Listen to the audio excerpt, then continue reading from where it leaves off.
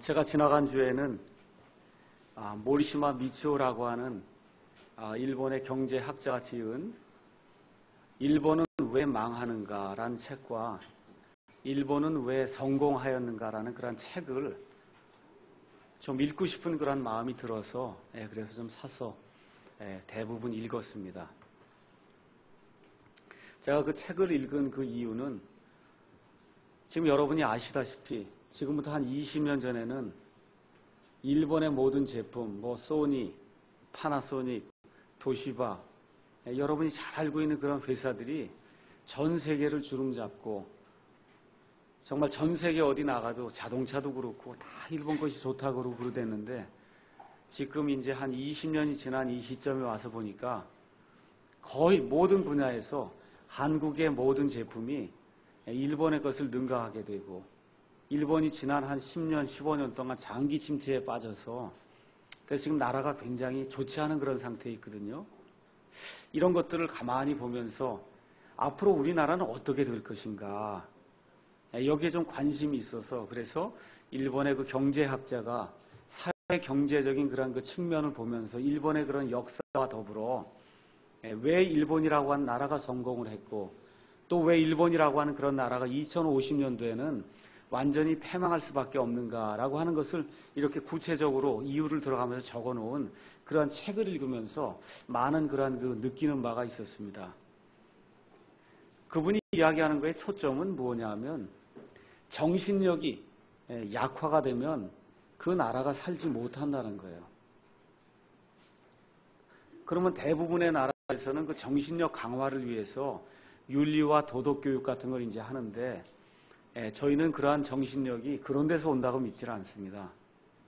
이 하나님의 말씀과 이 교회라고 하는 이 하나님의 기관이 얼마나 강성하게 바르게 서느냐에 따라서 이 나라의 앞으로의 운명이 달려있다고 이렇게 보기 때문에 그래서 이 나라의 정신적인 그러한 지도자와 앞으로 이 나라를 이끌고 갈 그와 같은 정치적인 지도자와 동시에 이 나라의 영적인 그러한 그 모든 것을 책임을 질 많은 그런 그 목사들, 종교적인 그와 같은 그 지도자들, 그 지도자들의 정신력이 이 투철한 성경 말씀에 입각한 그와 같은 말씀의 선포를 통해서 나와야 된다고 믿기 때문에 그래서 이런 모든 것들을 종합하면서 오늘은 고린도전서 15장 33절에 있는 이 말씀 하나를 놓고 좀 정신력을 말씀을 통해서 강화를 시켜야 되겠다 하는 그러한 생각을 가지고 오늘 아침에 이 자리에 섰습니다. 제가 지금까지 한 3년 정도 설교를 하면서 아마 한 구절을 가지고 설교 말씀을 한 적은 아마 거의 없었을 거예요. 근데 오늘은 제 필요에 따라서 이 한 구절 말씀을 가지고 여기 가서 보니까 뭐라고 기록되어 있냐면 속지 말라 악한 사귐은 선한 습성을 부패시키느니라. 지금 이렇게 성경 말씀이 기록이 되어 있습니다. 저와 여러분이 이제 중학교, 고등학교 이렇게 다니다 보면 사회 시간에 사람은 사회적 동물이다. 이런 얘기를 이제 많이 들었습니다. 그래서 영어 속담에도 깃털이 같은 새들이 같이 모인다. 이런 그 영어 속담이 있습니다. 그래서 자꾸 모이는 일이 좋은 일이에요. 근데 성경을 가서 보니까 모이는 일, 사귀는 일이 실질적으로 좋지 못하게 되는 그런 경우가 많이 기록이 되어 있습니다. 오히려 그런 모임, 그런 사귐 이런 걸 자꾸 가지게 되면 가지게 될수록 믿음이 망가지게 되고 인생이 망가지게 되는 그런 형태의 모임과 그런 형태의 사귐이 있다는 겁니다. 오늘 제가 여기 고린도전서 15장 33절 말씀을 읽었는데 여러분이 아시다시피 이 15장에 있는 내용은 한마디로 예수님의 부활이 있기 때문에 예수님 안에서 다시 태어난 사람에게는 우리 예수님이 부활한 것처럼 우리도 부활한다고 하는 그와 같은 내용이 이 안에 핵심으로 지금 들어가 있습니다. 근데 그 말씀을 전하는 가운데 지금 사도 바울이 중간에 갑자기 속지 말라. 지금 뭐라고 기록되어 있어요? 악한 사귐은 선한 습성을 부패시키니라 라고 하는 그런 말씀을 주고 있어요. 이 고린도 교회 안에 악한 자들이 들어와서 무슨 부활이 있느냐고 이야기를 하는 그런 사람들이 생겨난 거예요. 그러니까 지금 사도 바울이 여기 고린도전서 이 말씀을 기록한 이유는 자기가 세운 이 교회가 악한 자들이 들어와서 그 사람들과 사귐으로 말미암아 심지어 이제 부활이 없다고까지 이야기하는 그런 사람들이 생겨나는 이런 현상을 목도하면서 지금 사도 바울이 중간에 지금 이 말씀을 주고 있는 거예요. 속지 말라. 여기 가서 보니까 악한 사귐은 선한 습성을 부패시키느니라. 지금 그렇게 이야기를 하고 있는 겁니다. 우리 오늘은 성경 말씀을 좀 몇 군데 찾아보려고 합니다. 요 그대로 접어두시고 고린도전서 11장 17절에 한번 가서 보시면 고린도 교회 성도들이 고린도 교회 많은 모임을 가졌습니다. 근데 지금 사도 바울이 고린도전서 11장 17절에 뭐라고 지금 말씀하냐 하면 이제 내가 너에게 밝히 말하는 이 일로는 너희를 칭찬하지 아니하노니 그것은 곧 너희가 함께 모이는 일이 더 좋은 일이 되지 못하고 더 나쁜 일이 된다는 것이다. 교회에 자꾸 모이는데 이 모이는 게 좋은 일이 되지 못하고 나쁜 일이 된다는 거예요. 이게 얼마나 아이러니입니까? 여러분 오늘 예배 드리러 왔잖아요. 좋은 것을 위해서 왔잖아요. 맞습니까? 근데 지금 사도 바울이 하나님의 말씀을 지금 우리에게 주면서 무엇라고 이야기하냐면 너희가 자꾸 모이는 일이 좋은 일이 되지 못하고 나쁜 일이 된다는 거예요. 그러니까 저와 여러분이 여기 와서 모이고 사귐을 갖는 것이 정말 하나님 보시기에 좋은 모임인가, 좋은 사귐인가, 아니면 하나님 보시기에 여기 남아있는 것처럼 좋지 못한 그런 일로 모이는 것인가, 이걸 우리가 기억을 해야만 됩니다. 다시 말씀드리면 교회 모임이라고 해서 다 좋은 게 아니라는 거예요. 그러니까 하나님의 말씀을 잘 이해를 하셔야 돼요. 모이면 다 되는 것이 아니라 하나님이 기뻐하시는 모임, 하나님이 좋아하는 모임, 모이는 일이 항상 더 좋아지는 그런 모임, 이런 모임이 되고 그런 사귐이 되지 않으면 모이는 것 자체가 인간의 쓸데없는 그와 같은 수고에 지나지 않을 수 있다고 지금 성경이 이야기하는 겁니다. 그래서 어떤 사귐을 갖느냐, 어떤 모임을 갖느냐가 우리의 믿음뿐만 아니라 특별히 우리 젊은 사람들이 앞으로 계획하고 있는 그 인생에 중대한 그런 영향을 미치게 돼요. 어떠한 사귐을 갖느냐, 어떠한 사람들과 모임을 갖느냐, 어떠한 대화를 갖느냐, 이것이 저와 여러분의 인생에 너무나 큰 영향을 미치기 때문에 오늘은 성경의 여러 가지 이런 말씀들을 이렇게 살펴보면서 악한 사귐을 피하자라고 하는 그와 같은 제목을 가지고 특별히 젊은 사람들 향해서 제가 이 말씀을 전달하고 싶습니다. 먼저 여호사밧과 아합이라고 하는 그러한 그 왕에 대한 기사를 잠깐 제가 역대기하 말씀을 통해서 여러분에게 말씀을 좀 드리려고 합니다.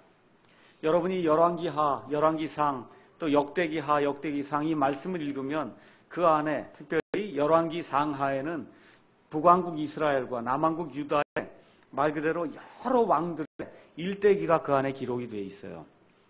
이 역대기는 그 중에 특별히 역대기상은 다윗 왕에 대한 그런 기록이 들어있고 역대기하에는 이 메시아가 나오게 될 유다의 남쪽에 살고 있던 유다의 왕들에 대한 그런 기록만 지금 역대기하에 다시 한번 반복이 돼서 그 안에 기록이 되어 있습니다. 여러분이 보시면 많은 왕들이 있었지만 하나님이 기뻐하신 그런 왕은 이렇게 5손가락 안에 들 정도로 없었어요. 그 5손가락 안에 드는 많은 그 왕들 중에 좋은 그런 왕 중에 하나가 누구냐면 여호사밧이라고 하는 그런 왕이 있었습니다.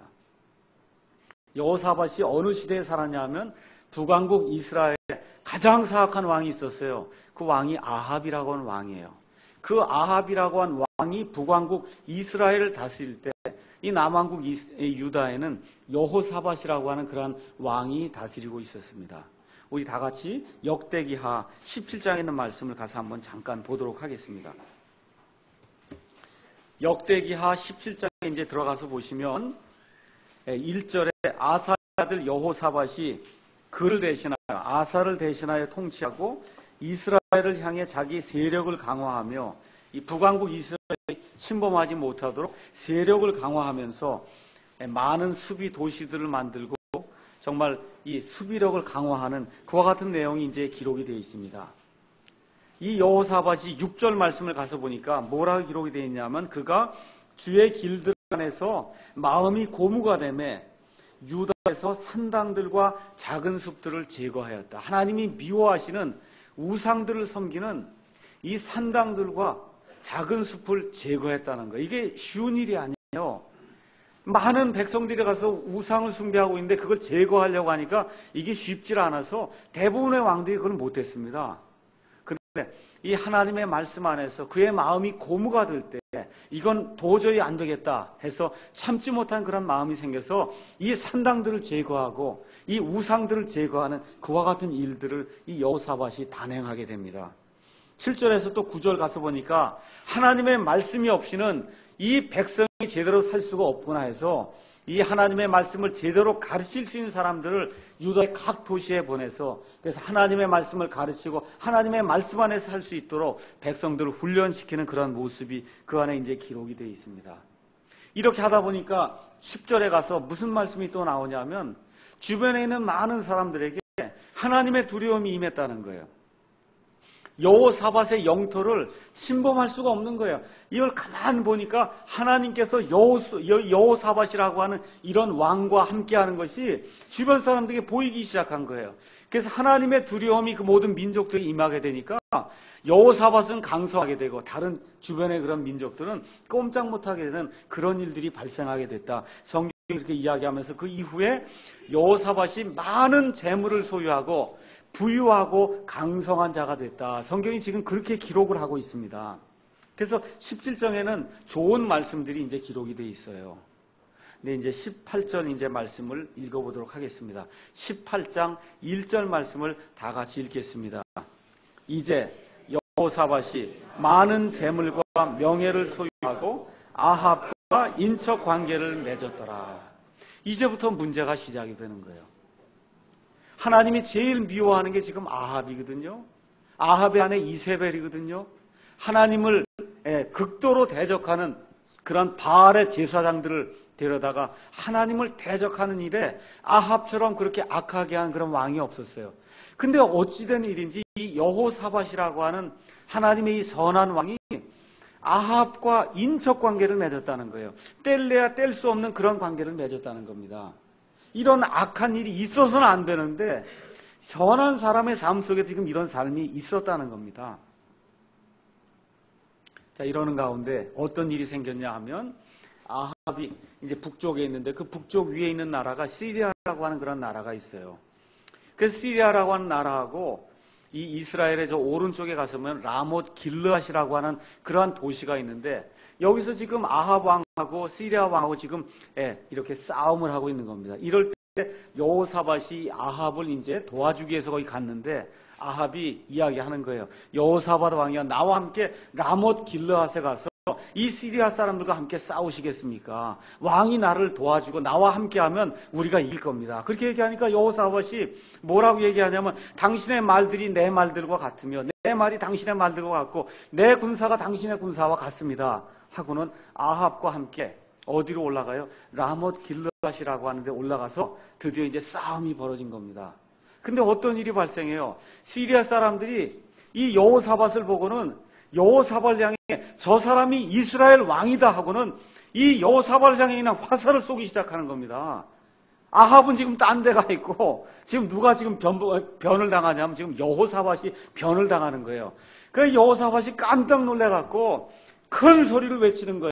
하나님 도와주십시오 하게 될 때 하나님께서 개입을 하셔서 그래서 이 시리아 사람들이 물러가게 하시고 그래서 결국은 아합이 거기서 죽게 되고 여호사밧은 겨우 목숨을 건지고 자기 땅으로 돌아오는 그런 일이 이 안에 이제 18장에 기록이 되어 있습니다. 이런 일이 있은 다음에 19장에 가서 보니까 19장 어떤 말씀이 이제 나와 있냐면 2절에 여호사밧 왕이 다시 이제 예루살렘에 이르게 되니까 그때 하나님 아들 선견자 예후가 여호사밧 왕을 맞으러 나가서 그에게 이르되 왕이 경건치 아니한 자들을 돕고 주를 미워하는 자들을 사랑하셔야 하겠나이까? 잘 들으세요. 왕이 경건치 아니한 자들을 돕고 주를 미워하는 자들을 사랑하셔야 되겠나이까? 그러므로 주 앞으로부터 진노가 왕에게 임하리이다. 하나님의 선한 왕임에도 불구하고 하나님이 기뻐하지 않은 그런 일을 행할 때 하나님으로부터 진노가 임할 것이라는 그러한 예언의 말씀이 이제 주어지게 되거든요. 여호사밧이 다시 회개를 하고 다시 사람들을 유다 땅으로 보내서 하나님의 율법을 가르치고 다시 하는 그런 일들이 이제 시작하는 가운데 하나님께서 그에게 다시 복을 주시는 그런 내용이 여기 19장에 이제 기록이 되어 있습니다. 자, 이런 가운데 20장에 가서 보면 여호사밧의 맨 마지막 행적이 그 안에 기록이 되어 있습니다. 20장에 가서 보니까 어떻게 되어 있어요? 사람이 셀 수도 없을 만큼 많은 이 모압 자손과 암몬 자손이 여호사밧을 침공하러 이렇게 올라오는 그런 대목이 있어요. 여호사밧이 가만 보니까 이건 뭐 자기 힘으로 할 수가 없는 거예요. 그래서 온 민족이 아이로부터 시작해서 노인에 이렇게 하나님 앞에 손들고 우리는 아무것도 할 수 없습니다. 하나님 도와주십시오 하게 될 때 하나님이 적극적으로 개입해서 여호사밧을 살려주는 그와 같은 일이 또 이 사람의 일생에 일어나게 됩니다. 그 내용이 이제 기록이 돼 있어요. 그 다음에 31절에 가서 보면 참 재미있는 말씀이 그 안에 또 기록이 되어 있습니다. 여기 가서 보니까 뭐라고 기록되어 있냐면 35절 맨 끝에 이 일 후에 유다 왕 여호사밧이 이스라엘 왕 아하시아와 연합하였는데 아합 다음에 나오는 아하시아라고 하는 왕과 연합하였는데 거기 뭐라고 기록되어 있냐면 아하시아는 심히 악하게 행한 자더라 이렇게 기록이 되어 있어요. 근데 여호사밧이 그와 연합했다는 거예요. 그 다음에 여호사밧이 그와 연합하여 다시스로 갈 배들을 만들고자 하였더라. 그들이 에시온 게벨에서 배들을 만들었더니 그때 마레사 출신으로 도바드 아들인 엘리에셀이 여호사밧을 향해 대언하여 이르되 왕이 아하시아와 연합하였으므로 주께서 왕이 이룬 일들을 부수셨나이다 하더라. 그 다음에 뭐가 나와요? 그 배들이 부서져서 그들이 다시스로 가지 못하였더라 하는 그런 말씀으로 이제 여호사밧의 이 삶이 이제 끝나게 되어 있습니다. 하나님의 선한 왕이에요. 근데 지금 사귐이 어때요? 악한 사귐을 갖는단 말이에요. 악한 사귐을 가져요. 그 끝이 어떻게 돼요? 하나님께서 완전히 배들을 부셔서 그가 하고자 하는 그런 일들을 하지 못하도록 그렇게 만들었다. 지금 성경이 지금 그렇게 이야기를 하고 있습니다. 다시 한번 말씀드리면 왜 이런 일들이 생겨요? 아합하고 인척관계를 맺음으로 말미암아 그때부터 일이 꼬이기 시작하는 거예요. 아합하고 잘못된 관계를 맺고 잘못된 사귐을 갖고 이렇게 같이 멍해를 맺단 말이에요. 같이 멍해를 맨 이후부터 그의 삶이 꼬이기 시작하는 거예요. 저와 여러분의 평안과 안위를 위해서 하나님이 여기 이 말씀을 17장, 18장, 19장, 20장 자그마치 4장을 우리에게 할애해 주시면서 말씀해 주시려고 하는 포인트가 뭐냐 하면 악한 사귐이 선한 습성을 부패시킨다는 겁니다. 그래서 우리가 잘 기억을 해야 돼요. 영어로 가서 보니까 악한 사귐이 fellowship으로 기록이 되어 있지 않고 evil communication으로 기록이 되어 있어요. communication. 지금 communication 아시죠? 그건 대화한다. 아니면 매스미디어 이런 게 커뮤니케이션이라고 이야기하는데 원래 커뮤니케이션, 컴이라고 하는 건 같이 동참한다 그런 뜻이에요. 대화를 서로 나누고 물건을 서로 공통으로 쓰고 서로 같은 모임을 갖고 서로 같이 인척관계를 맺고 서로 같이 멍해를 매는 거 이게 커뮤니케이션이에요. 이런 커뮤니케이션에 좋은 것이 있고 나쁜 것이 있는데 지금 사도 바울이 이야기하려고 하는 포인트가 뭐예요? 악한 커뮤니케이션이 있다는 거예요. 악한 모임이 있다는 겁니다. 악한 사귐이 있다는 거예요. 이런 사귐이 저와 여러분의 선한 습성을 성령님이 우리 안에서 이루려고 하는 그런 성령의 열매를 부패시키는 그런 방향으로 작용하기 때문에 그래서 저와 여러분이 이걸 조심해야 된다. 성경이 지금 우리에게 이야기를 해주고 있습니다. 먼저 간단하게 선한 습성이 부패되는 그 이유를 3가지만 들면 아주 간단해요. 첫 번째, 사람의 마음은 태어나면서부터 악을 쫓게 되어 있습니다. 아이들에게 거짓말하라 뭐 이런 거 가르쳐주지 않아도 그저 태어나서 조금 지나면 다 거짓말하고 그렇죠? 가르쳐주지 않아도 자연적으로 하게 돼 있어요. 사람의 마음은 늘 나쁜 걸 쫓게 돼 있습니다. 그래서 선한 습성이 망가지는 거예요. 오죽 답답하면 예레미야 대언자가 예레미야 17장 9절에서 10절에 뭐라고 기록했어요? 이 세상에는 모든 것 가운데 극도로 사악한 게 하나가 있는데 그게 사람의 마음이다. 그걸 누가 할 수 있겠느냐? 그렇게 이야기하고 있습니다. 사람의 마음이 극도로 사악하기 때문에 선한 습성이 자꾸 부패가 된다. 성경이 그렇게 이야기합니다. 두 번째는 우리가 살고 있는 이 세상이 극도로 악하기 때문에 그래서 우리의 선한 습성이 자꾸 부패가 돼요. 자꾸 그 안에 들어가 살다 보면 오염이 된단 말이에요. 세 번째, 마귀가 우리를 그대로 남겨두려고 하지 않고 자기 백성은 그대로 둬요. 뭘 하든지 상관하지 않습니다. 이미 오염이 다 된 건데 그거 갖고 해봐야 무슨 소용이 있어. 그러니까 누구를 공격하려고 그래 자꾸. 하나님의 백성, 자기와 아주 천적인 하나님의 백성을 자꾸 공격을 해서 어떻게 하든지 선한 습성을 망쳐놓으려고 애를 쓰고 있어요. 울부짖는 사자같이 자기가 삼킬 자를 찾으려고 지금도 돌아다닌다고 하나님 말씀 우리에게 기록해주고 있는 겁니다. 그래서 이 선한 습성이 이렇게 망가지기 때문에 우리가 정신을 차리고 특별히 어릴 때부터 하나님이 원하시는 것이 무엇인가를 잘 판단하고 기억해서 행동하지 않으면 그러면 마귀의 밥이 될 수밖에 없어요. 그래서 오늘은 구체적으로 도대체 어떠한 것들이 악한 사귐인가? 어떤 게 악한 사귐인가? 그래서 영적인 측면에서의 그런 악한 사귐과 그 다음에 우리가 이 세상에 육신을 갖고 살고 있기 때문에 이 육신 안에서 가질 수 있는 그런 악한 사귐이 무엇인가? 구체적으로 한번 성경 말씀을 통해서 여러분하고 나눠보려고 합니다. 첫 번째는 하나님의 말씀을 변개시키려고 하는 그런 사람들과 사귀는 게 그게 악한 사귐이에요. 다시 말씀드리면 이 성경 문제를 똑바로 하지 않는 그런 사람들하고 자꾸 사귀는 것은 그건 저와 여러분의 선한 습성을 부패시킵니다. 하나님의 말씀이 특별히 신약 성경이 예수님께서 승천하신 이후에 약 20년, 30년이 지나면서 하나님의 말씀이 하나님의 사도들을 통해서 우리에게 이렇게 말씀 기록으로 주어지기 시작했습니다. 이 하나님 말씀이 언제부터 부패됐느냐? 신약 성경이 하나님의 말씀이 주어지자마자부터 부패가 되기 시작해요.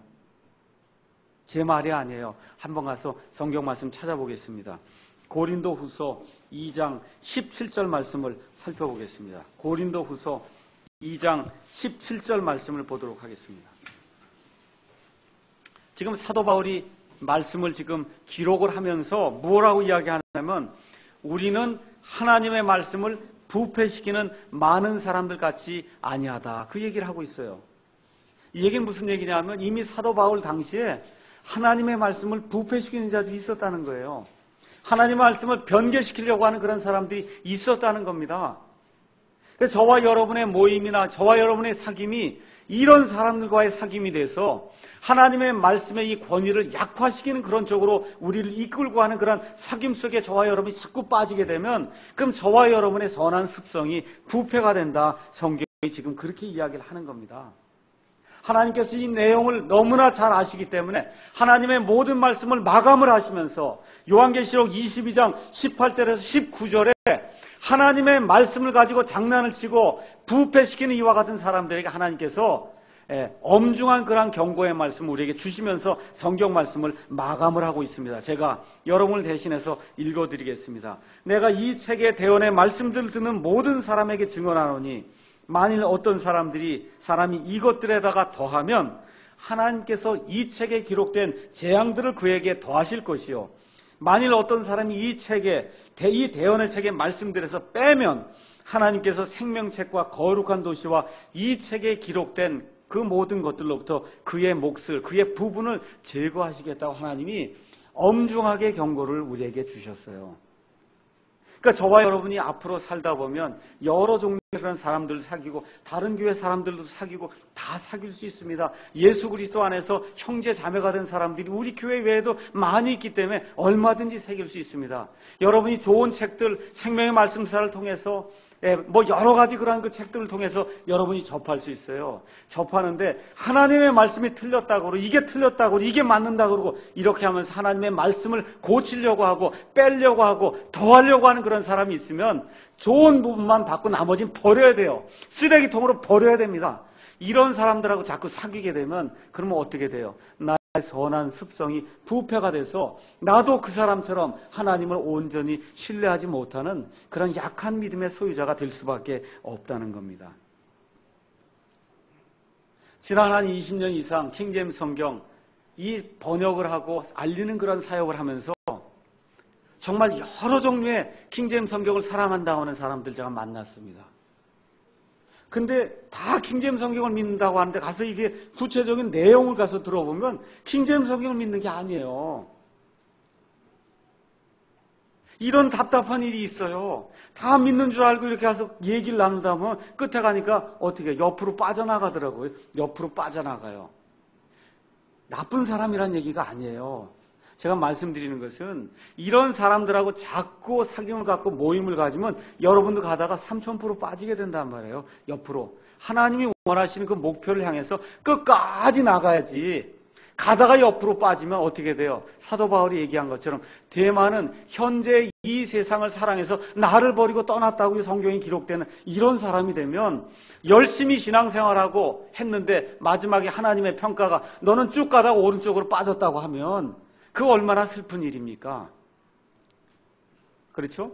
그래서 하나님의 말씀의 권위와 이 킹제임스 성경의 이 권위를 약화시키려고 하는 그런 사람들과 자꾸 모이고 사귐을 갖는 것은 여러분이 적극적으로 피해야 됩니다.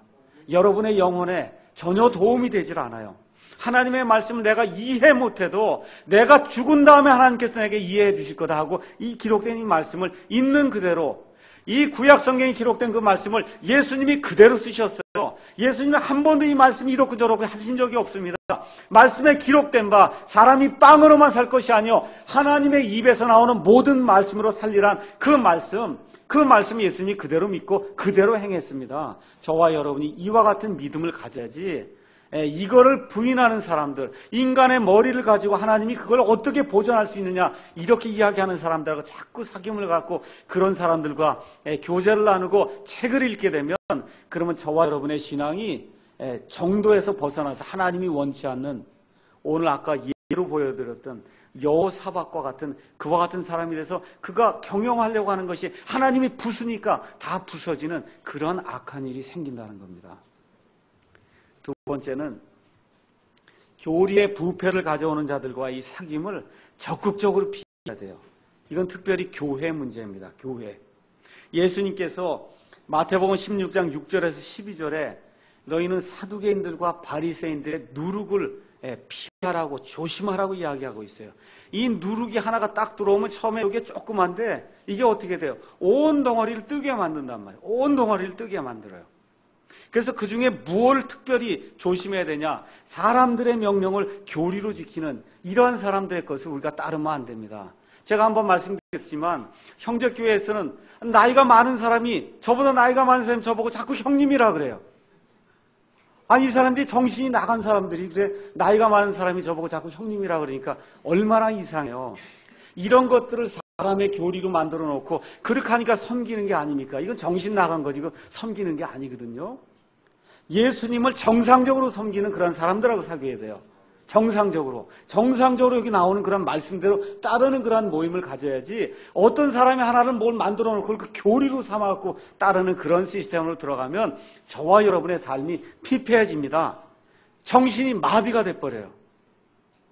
이런 것 중에 가장 조심해야 될 것이 뭐냐 하면 천주교회의 교리를 따르는 이런 사람들의 그 교리는 우리가 적극적으로 배제를 해야 됩니다. 천주교회의 교리는 아주 간단해요. 하나님이 이 땅에 예수님의 모습을 입고 오셔서 그래서 죽으신 다음에 그 다음에 이 하나님의 모든 통치 권세를 교황에게 줬다는 거예요. 교황. 그래서 교황이 하는 말이 성경의 말보다 권위가 더 높다는 거예요. 그래서 교황이 예수 그리스도의 대리자로 온 세상을 치리한다는 거예요. 교회를 통해서 온 세상을 치리한다는 거예요. 이게 천주교회의 핵심이 되는 그런 기본 교리예요. 교회가 세상을 치리하는 거.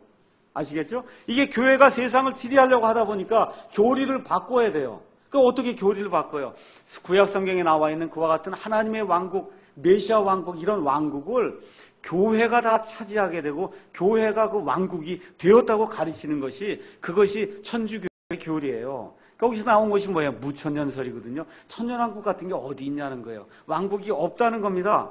또 여기서 파생이 돼서 나오는 것이 환란 통과설이에요. 죽도록 이 환난 속에 들어가서 고생을 겪어야 그래야 나중에 하나님의 주시는 그런 왕국에 들어간다는 사건, 이런 것들 이해하는 것이 있고, 또 감리교회에서 대부분 믿고 있는 후천연설이에요. 사람이 열심히 노력을 해서 유토피아를 이 땅에 건설해야 된다. 이와 같은 이론들은 성경에 없는 말입니다. 이건 다 사람이 만든 거예요. 사람은 악하기 때문에 사람의 어떤 것을 가지고 하나님이 원하시는 그런 아름다운 왕국을 만들 수 없다는 것이 성경이 이야기하는 거예요. 오직 하나님의 아들이 이 땅에 임하셔야만 하나님의 왕국이 온전하게 이루어질 수 있다는 것을 우리가 믿고 있습니다. 그래서 이런 것을 부패시키는 이런 사람들하고 교제를 하게 되면 그럼 어떤 일이 생겨요? 교리에 부패가 생깁니다. 그러니까 어떻게 해야 돼요? 성경을 읽는데 이 교회가 모든 걸 다 차지했다고 해서 성경을 읽으니까 이해가 안 되잖아요. 그러니까 어떻게 해요? 다 비유로 해석하는 거예요. 구약성경에 있는 모든 말씀은 다 비유가 아니라 실제로 이야기를 하면 이게 이해가 안 되고 말이 안 되니까 모든 걸 다 비유로 해석하는 그와 같은 시스템이 이제 생겨나게 되면, 그럼 여러분이니까 제가 교회 다니는데 그 교회 다니는 게 완전히 하나님이 원치 않는 그런 일이 될 수 있다는 겁니다. 이번 주에, 지난주에도 어느 목사님이, 제가 고심파 목사인데 목사님의 계시록 강해를 들었는데 마음이 답답해서 제가 전화를 합니다. 우리 고심파는 뭘 믿어요? 무천년설을 믿습니다. 아니, 목사님 말씀을 듣고 가서 문자 그대로 읽으니까 목사님 말씀이 맞는데 우리 교단은 지금 후천년이고 이거 마음이 답답해서 제가 전화를 드립니다. 그래서 제가 뭐라 그래요? 하나님의 말씀을 믿으십시오. 교단을 따라가면 죽습니다. 하나님의 말씀을 믿어야 그게 목사입니다. 하나님의 말씀을 믿어야 돼요. 얼마나 답답하면 전화를 했겠어요. 하나님의 말씀을 믿어야 되는 거예요. 이 교리의 부패가 생기지 않아야 됩니다. 그래서 제가 이 금요일 날 저녁 때 이 성경 공부를 인도하고 기도회를 인도하면서 이번 주에는 이렇게 저렇게 이야기하다가 이 맨 뒤에 나와 있는 성경의 지도와 연대기에 대해서 제가 이렇게 살펴주고 이렇게 말씀을 드렸거든요. 그랬더니 뭐라 그래요? 아니, 이게 있는 줄도 몰랐습니다. 우리 성도님, 이게 있는 줄도 몰랐습니다. 이게 이런 말씀입니까? 하나님의 말씀을 있는 그대로 받아들이고, 그걸 그대로 가르치고, 그걸 그대로 지키려고 하는 그런 사람들과의 모임이 하나님이 기뻐하신 그러한 모임이 되는 거예요. 그 시간을 내서 금요일도 모이고, 정말 하나님이 기뻐하신 그런 모임을 지키기 위해서 저와 여러분이 애를 써야 됩니다. 자, 이래서 교리의 부패 중에 첫 번째가 천주교회의 교리를 따르는 게 있고, 이렇게 하다 보니까 천주교회는 뭐를 통해서만 하나님께 나아갈 수 있냐? 중간 매개자 신부를 통해서만 하나님께 나아갈 수 있는 그러한 교리가 생겨나는 거예요. 어떻게 되느냐? 끊임없이 목사나 신부에게 의존하게 만드는 이러한 모임이 되면 그 하나님이 기뻐하지 않는 모임이에요. 하여튼 모든 모임에 목사가 다 껴야 되고, 모든 모임에 하여튼 뭔가 목사가 다 주관해야 되고, 목사가 해서 목사가 끼지 않으면 뭐가 안 되는 그런 모임이 되고, 목사를 통하지 않고 뭐가 안 되고, 기도가 안 되고, 꼭 목사를 통해서만 축복이 임하는 이런 시스템으로 모이는 그러한 모임이 되면 그런 모임은 빨리 그만두고 나와야 돼요. 제가 성경 말씀 보여드리겠습니다. 고린도후서 1장 24절 가서 읽어보겠습니다. 조금 아까 읽었던 그 말씀 바로 옆에 있는데 고린도후서 1장 24절에 있는 말씀 다 같이 한번 읽어보겠습니다. 읽겠습니다. 우리는 너희의 믿음을 지배하는 자가 되려 하지 아니하고 오직 너희의 기쁨을 돕는 자가 되려 하나니 너희는 믿음으로 서느니라. 이게 누구의 말이요? 사도 바울의 말이죠. 물론 하나님의 말씀이지만 여기 나와 있는 우리는 고린도 교회 성도들을 위로하고 격려하며 고린도 교회를 세운 사도 바울의 말이에요. 지금 뭐라 그래요? 너희를 지배하는 사람이 되기를 원치 않는다는 거예요. 목사나 신부가 되고 이 있는 사람들 지배하려고 하면 그런 모임에 가면 안 된다는 겁니다. 뭘 한다 그래요? 너희의 기쁨을 어떻게 해요? 너희의 기쁨을 도와주는 사람이 되기를 원한다. 왜 그래요? 너희는 믿음으로 서기 때문이다. 저와 여러분이 믿음으로 서는 거예요. 누구의 믿음으로? 우리의 믿음으로 서는 거예요. 각자가 예수 그리스도의 그 믿음을 받아서 각자가 우리의 믿음으로 서는 거지 목사의 믿음으로 구원받는 거 아닙니다. 목사의 믿음으로 성화되는 거 아니에요. 저와 여러분이 이 말씀을 믿고 이 말씀을 따라 여러분의 믿음을 가지고 각자가 서야 되는 거예요. 그거를 도와주는 사람이 목사지 이걸 가지고 지배하려 들고 하면 그럼 그런 모임에 유익이 있을 수가 없어요. 그래서 올바른 그런 교회를 우리가 해야 돼요. 그러면 어떤 모임이 돼야 되냐? 교회 가서 교회만 오라고 그러는 모임 가면 안 됩니다. 어떤 모임이 돼야 되냐? 정상적인 가정생활, 정상적인 사회생활을 하라고 가르치는 교회가 정상적인 교회예요. 매일 교회만 오면 어떻게 정상적인 가정생활이 이루어져요? 어떻게 정상적인 학교생활이 이루어집니까? 어떻게 정상적인 사회생활이 이루어져요? 하나님이 그 원치 않습니다. 매일 교회 오는 거 원치를 않아요.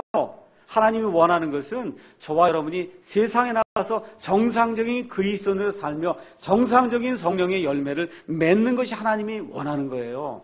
이걸 가르치는 교회, 이걸 가르치는 목사가, 그걸 가르치는 그러한 목사가 인도하는 그러한 모임이 하나님이 기뻐하는 그러한 모임이에요. 세 번째, 이 천주교에서 나오는 그러한 또 특징 중에 하나가 있어요. 그것은 뭐냐 하면 우리만 교회라는 거예요. 이 교황을 모시고 있는 우리만 교회라는 겁니다. 모든 이단의 특징이에요. 우리만 교회라는 거예요. 우리만 참 감람나무라는 거예요. 우리에게서 떨어져 나가면 그건 죽는다는 겁니다. 여러분 가운데 우리 교회 다니시면서 이런 마음 가지고 계신 분 있어요? 이 사랑 침례 교회만 진짜 교회고 여기 떠나면 나는 죽는다 이렇게 생각하시는 분 있습니까? 네. 한 명도 없네요. 감사합니다. 이거 이단의 이 첫걸음이에요. 우리만 교회라고 주장하라. 아무리 좋아도 이건 다 부족한 교회입니다. 맞습니까? 이게 부족한 교회예요. 무엇을 우리가 잘해서 더 하나님을 섬길까 하고 이걸 노력을 해야지 우리만 교회라고 이게 주장하면 안 되는 거예요. 제 제자가 오늘 와서 예배를 드리는데 제가 지금까지 한 석살 한 60명 이렇게 길렀습니다. 이 중에 또 여러 사람들 대부분 다 좋은 아이들이 됐는데 그 중에 또 한 아이는 여호와의 증인이에요. 여호와의 증인. 이것도 교회예요. 자기들 다 교회 간다고 그러고 교회라 그럽니다. 여호와의 증인 하니까 어떻게 해요? 군인 갈 수 있어요? 없어요. 못 간단 말이에요. 그러니까 어떻게 해요? 영창 갔어요. 2년인가를 감옥살이를 하고 그리고 나와갖고는 어떻게 해요? 지금은 아마 들리는 이야기는 이제 여호와의 증인 안 한다고 이런 얘기도 듣고 이렇게 이야기를 들었거든요. 이게 사람을 망치는 그런 일이잖아. 이게 대학교 석사까지 해갖고 영창을 가면 어떡합니까? 하나님이 그거 원하는 것 같습니까, 여러분? 아니에요. 그거 안 그래요. 왜 그래요? 여호와의 증인만 교회라고 생각을 하기 때문에 문제가 생기는 거예요. 이걸 벗어나면 죽는다고 생각을 하고 그걸 벗어나면 죽는다고 가르치기 때문에 이런 모임이 악한 모임이요. 이런 사귐이 악한 사귐이라는 겁니다. 이렇게 사람의 인생을 망쳐놓는 이와 같은 모임을 가지면 안 된다고 성경이 이야기를 하는 겁니다. 그래서 제가 오늘 영적인 측면에서는 두 가지 걸 말씀을 드렸어요. 뭘 말씀을 드렸냐? 성경 문제와 그 다음에 이 교회와 이 교리 문제, 이거를 부패시키려고 하는 그런 사귐과 그런 모임이 되면 어떻게 해요? 적극적으로 도망가야 됩니다. 거기 있으면 안 됩니다. 여러분과 저의 영혼에 마이너스가 돼요. 이제 제가 일상생활에서 어떠한 것들이 우리가 피해야 될 그런 악한 모임인가 악한 사귐인가 말씀을 드리려고 하겠습니다. 데살로니가 교회는 우리 사도 바울이 워낙 칭찬을 많이 한 정말 하나님이 기뻐하시는 그런 교회였습니다. 그런데 데살로니가 교회 안에 문제가 생기기 시작했어요. 어떤 문제가 생겼냐면 이미 부활이 지나갔다 그러고 이미 예수님이 재림했다 그러고 이렇게 하는 가운데 어떤 사람들이 생겨나기 시작했어요. 일을 안 하고 예수님이 언제 오시니까 뭐 이미 지나갔으니까 일을 안 하고 손을 놓고는 그리고 돌아다니면서 영어로는 비지바디 그냥 바쁘게 돌아다니면서 참견하고 수다만 하는 그런 사람들이 생겨나기 시작했습니다. 그래서 데살로니가 후서 3장 3절에서 12절에 사도 바울이 오죽 얼마나 답답했으면 일하지 않으려거든 먹지도 말라고 얘기해요. 먹지도 말라. 여러분과 저는 이 땅에 사는 한 일을 하도록 하나님이 만들어 놓으셨어요. 왜 만들어 놨어요? 저와 여러분의 공통 조상인 아담과 이브의 죄악으로 말미암아 이 남자는 가서 죽을 때까지 땀을 흘리고 일을 하도록 하나님이 정해 놨습니다. 그러니까 일을 하려고 하는 그런 사람들하고 모여요. 그래서 적극적으로 살고 부지런하게 살고 열심히 살고 공부도 열심히 하고 하는 그러한 사귐과 모임을 가져야지. 이게 뭐 예수님이 몇 년 몇 해로 오시니까 밤마다 모여서 흰 옷 입고 뭐 해야 된다고 이런 사람들 이거 모임을 가지면 인생이 완전히 망가집니다. 그래서 적극적으로 부지런히 열심히 일하는 그런 사람들하고 우리가 사귐을 가져야 된다. 성경이 우리에게 적극적으로 이야기해 주는 거예요. 그래서 우리 기독교가 들어간 그런 정상적인 나라의 특징이 뭐냐? 부지런한 사람이 되는 거예요. 열심히 일하는 사람이 되는 거예요. 그 나라가 대표적인 게 지금 영국과 미국이에요.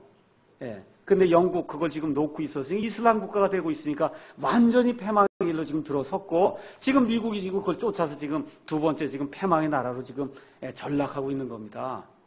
우리나라가 잘 살고 있는 게 왜 그래요? 누가 뭐라고 해도 이 근면함과 부지런함을 누가 가르쳐 줬어요? 기독교 선교사들이 가르쳐 준 거 아닙니까? 예.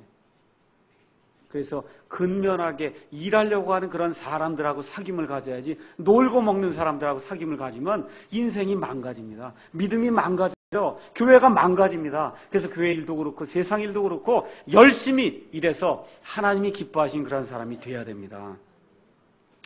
그 다음에 또 성품이 좋지 않은 자들하고 사귀는 거, 이게 악한 사귐이에요. 성품이 좋지 않은 사람, 특별히 표리부동한 사람이 있어요. 겉과 속이 달라요. 예수님을 믿는다고 그러는데 겉과 속이 달라요. 이거 예수님이 제일 미워하는 거예요. 예수 믿는 사람들은 말하는 것과 속 안에 들어있는 게 딱 하나로 일치가 돼야 돼요. 이 몇 자락 이거 안에다 깔고 밖으로 얘기하는 거하고 속에 있는 게 다른 거는 예수님이 미워하십니다. 마태복음 5장 37절 너희의 의사표시는 예면 예고 아니면 아니오 이렇게 돼야지, 이거에 벗어나는 것은 악에서 난다는 겁니다. 저와 여러분이 이렇게 대화를 나눠요. 성도들하고 대화를 나눠요. 근데 저 사람 왜 속이, 속하고 이 겉이 좀 달라. 이런 평가가 나오면 빨리 피해야 돼요. 그 사람하고. 피해야 돼요. 저와 여러분의 이 영혼에 유익이 되질 않습니다. 유익이 되질 않아요. 사도 바울이 고린도 후서에서 또 이야기를 하는 거야. 구약 시대에 율법을 하던 그런 그 모세는 말을 분명하게 하지 못했다는 거예요. 근데 사도 바울이 뭐라고 그래요? 하나님의 은혜로 예수 그리스도의 복음을 받은 나는 말을 매우 분명하게 한다는 거예요. 나는 환난 전 휴거를 믿습니다. 분명하게 얘기하는 거예요. 저거 얘기하면 혹시 저 사람이 나를 이단으로 보지 않을까? 나는 킹제임스 성경을 하나님의 온전하신 말씀으로 믿습니다 하고 어떻게 분명하게 이야기하는 거예요. 그걸 또 이렇게 머뭇머뭇거릴 필요가 있어요? 없어요? 없습니다. 오직 예수님의 보혈의 공로로만 나는 구원 받습니다 하고 어떻게 해요? 분명하게 이야기하는 거예요. 머뭇머뭇될 필요가 있어요? 없어요? 없어요. 그래서 성격이 좋은, 성품이 좋은 그런 사람들하고 저와 여러분이 사귀어야 돼요. 우리 가운데 젊은 사람들이 많이 있어요. 이제 배우자를 선택해야 돼요. 제가 배우자 선택할 때 뭘 강조하는지 아십니까? 믿음 좋은 사람이라 그렇게 얘기하는지 아십니까? 네. 어떤 사람하고 결혼할 것 같아요? 제가 성품이 좋은 사람하고 결혼해라 그렇습니다. 성품이 좋은 사람을 찾아야 돼요.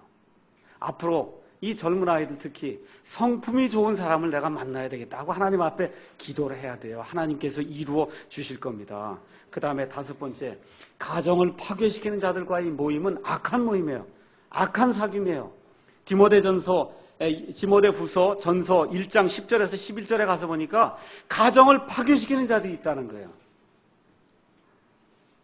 옆에 있는 사람이 이 교회를 나오는데 목사가 카운셀링을 하는데 한 사람 우리 교회 나오고 한 사람 저쪽 교회 나오거나 안 나와요.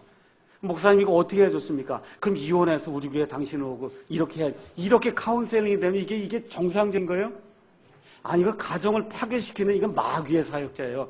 근데 교회 안에 그런 목사들이 많이 있단 말이에요. 우리 교회 이걸 나오도록 그걸 하기 위해서 우리 교회만 교회니까 어떻게 카운셀링해요? 당신은 여기 오고 내 팽개치고 그렇게 살아라.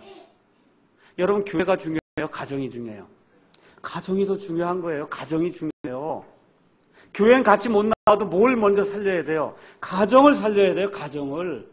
이렇게 이야기하는 사람이 정상적인 사람이요. 정상적인 그리스도인이에요. 부부가 살다가 보면 어려움을 겪어서 이혼해야 되겠다 이렇게 생각하는 그런 사람들이 있을 수 있습니다. 믿는 사람들 가운데 있을 수 있어요. 제가 오늘 이런 말씀드린 거 오해하지 마시기 바랍니다. 우리 가운데 또는 말씀을 듣는 사람 가운데 이미 이혼한 사람이 있을 수도 있습니다. 다만 앞으로 이혼하려고 이렇게 생각하는 그런 사람들이 있을까 봐 제가 말씀을 드리는 거예요. 목사나 올바른 그리스도인은 결혼을 지키려고 하는 쪽으로 카운셀링을 해주는 사람이에요. 어떻게 하든지 깨지지 않도록 붙여주려고 하는 사람이 돼야 돼요. 이걸 자꾸 깨야 된다고 그러고 믿음을 지키려고 하면 깨야 된다 그러고 이렇게 주장하는 그런 사람들 자꾸 사귀게 되면 그 사람의 삶이 피폐하게 됩니다. 우리 하나님 그거 원치 않습니다. 교회는 서로 다른 데 다닐 수 있어요. 그렇지만 가정이 온전하게 유지가 되는 것, 경건한 그런 씨를 배출하는 것이 하나님이 원하는 일이에요. 근데 지금 이 세상에 지금 가장 어려움이 뭡니까? 결혼이 파괴가 된단 말이에요. 얼마나 이혼율이 높습니까? 이 안에 이 아이들이 얼마나 불행해요. 이런 내용들을 잘 기억을 하셔야 됩니다. 이번 주에 어떤 사람에게 제가 카운셀링 했습니다. 이혼해야 되겠다는 그런 얘기를 듣고 제가 카운셀링 했어요. 자, 한번 생각해 봅시다. 제가 좋은 사람을 만났어요. 이제 이혼했습니다. 그래, 이제 나이가 이제 30살이고 뭐 40살이고 됐어요. 이제 좋은 사람, 정말 그렇게 원하는 사람을 만났어요. 그래, 얼마 동안 행복하시겠습니까? 얼마 동안? 그래, 20년 행복한 다음에 60, 70, 80 되면 뭐 그게 없는 거잖아요. 그거 끝나고 나면 어떻게 다 무덤 속에 가는 거예요. 여러분, 이혼했어요. 얼마 동안 행복해요? 많이 길어봐요. 얼마 행복해요? 50년 행복한 거예요. 잘 되면, 맞죠? 예, 그 이후엔 뭐예요? 다 무덤에 가는 거예요. 이 육은 다 무덤에 가는 거예요. 하나님 앞에 영원히 설 것을 기억해야 됩니다. 이 목사가 제가 얘기하고자 하는 게 그거예요. 저와 여러분의 일신의 어떤 그 유익을, 잠깐의 그 유익을 위해서 하나님이 미워하는 그런 일을 하지 말라는 겁니다. 예. 뭘 생각해야 돼요? 영원토록 하나님 앞에 가서 설 그 날을 생각하고 내 자신의 것을 죽이는 그러한 사람, 그러한 것을 이끌어주는 그러한 모임과 사귐이 돼야지, 그렇지 않은 모임에 가면 저와 여러분의 영혼이 망가집니다. 마지막으로 하나만 말씀드리고 마칠게요. 복잡하게 사는 그런 사람들과 사귀는 것은 선한 습성을 부패시킵니다. 사도 바울이 고린도후서 1장 12절에 우리가 이 세상에 살면서 단순한 가운데 살았다 그랬어요. 단순한 가운데. 이 단순하게 산다고 하는 걸 잘 이해해야 됩니다. 하나님이 원하시는 것 단순한 삶이에요. 단순하다고 하는 건 하나님을 향해서 단일한 마음을 가지고 산다, 그런 뜻이에요. 이러한 사람들의 삶에는 세상의 유행을 쫓아가려고 하는 그런 마음이 없습니다. 어떻게 해요? 단정하게 살려고 하는 그런 마음만 있어요. 단정하게 살려고 해요. 말과 옷과 행동과 이런 모든 것이 하나님 보시기에 단정한 그런 모습으로 내가 살아봐야 되겠다, 이런 마음이 든다는 거예요. 이런 마음이 드는 사람들하고 자꾸 사귀어야지, 이런 사귐이 단정하지 못하고 단일하지 못한 그런 사람들과의 사귐이 되면 하나님이 원치 않는 그런 일들이 생깁니다. 우리 특히 남자아이들 이제 술, 담배 문제가 이제 우리에게 다가오게 되거든요. 이게 술, 담배 이거 해서 구원받지 못하는 게 아니에요. 구원받는 거하고 상관이 없어요. 근데 지저분한 일이거든요. 지저분해요. 우리 학교 가서 제가 아이들 만나면 이야기해요. 얘들아, 이거 왜 담배 피우면 한 대 필 때마다 30분씩 일찍 죽는데? 니들 학교 와서 공부 잘해서 잘 살려고 학교 온 거 아니냐? 그건 그렇다 그래요. 근데 왜 이렇게 일찍 죽으려고 그러냐? 그냥 얘기해요, 웃으면서. 왜 이렇게 일찍 죽으려고 그러냐? 지저분하지 않냐? 이 다음에 저 장가도 못 간다, 지저분해서. 이게 담배 이거 나오고 그러면 말이야.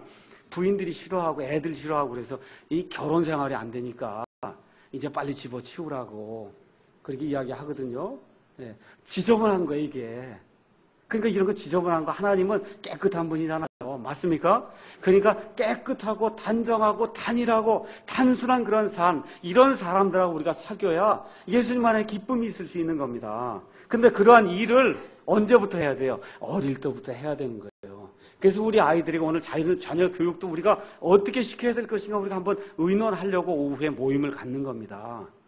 말씀을 정돈하겠습니다. 자, 오늘 읽은 말씀이 고린도전서 15장 33절에 속지 말라. 악한 사귐은 선한 습성을 부패시킨다는 거예요. 속지 말라는 거예요. 예, 킹잼 성경도 다 오류가 있다 그러고, 그렇죠? 우리만 교회라 그러고, 이혼해서 가서 살라 그러고, 이러한 악한 자들의 그런 말이 올 때마다 뭘 생각해야 돼요? 속지 말라 성경이 이야기하고 있어요. 그다음 무슨 얘기예요? 마귀의 가르침입니다. 그 사람은 선한 사람일지 모르지만 그 사람이 내뱉는 그런 말과 행동은 마귀의 것이에요. 이걸 조심해서 빨리 피하는 사람이 하나님이 기뻐하는 그런 사람입니다. 그러니까 하나님의 말씀을 지녔으니까 이 말씀을 먼저 읽고 이 말씀을 자꾸 듣고 이 말씀을 자꾸 묵상을 해야 돼요. 묵상은 뭐예요? 깊이 생각한단 말이에요. 이 말씀을 깊이 생각하게 될 때 이런 악한 자들과의 모임이 무엇인가 먼저 분별이 되고 여기서 내가 나와야 되겠다는 그런 결심이 생기게 되고 그 다음에 올바른 것을 추구하는 그런 사람들하고 내가 같이 믿음 생활을 해야 되겠구나. 그래야 내가 살겠구나 하는 그러한 마음이 우리 가운데 생길 수가 있는 겁니다. 그래서 오늘 아침에 나는 어떠한 악한 사귐을 혹시 지금이라도 가지고 있는가 한번 아침에 깊이 생각해 보시기 바랍니다. 하나님 안에서 어떠한 악한 일들을 내가 도모하고 있는가 이걸 생각을 해보시고 한 주간 동안 사는 가운데 우리 하나님께서 주신 선한 습성이 무엇인가 한번 생각을 해보시고 제가 말씀드린 대로 앞으로 영원히 살게 될 그 나라에 초점을 맞추고 일희일비하지 않고 하나님 보고 내가 나아가야 되겠다. 이렇게 깊이 작정하는 그런 아름다운 일이 우리 가운데 있기를 예수님의 이름으로 축원합니다. 기도하겠습니다.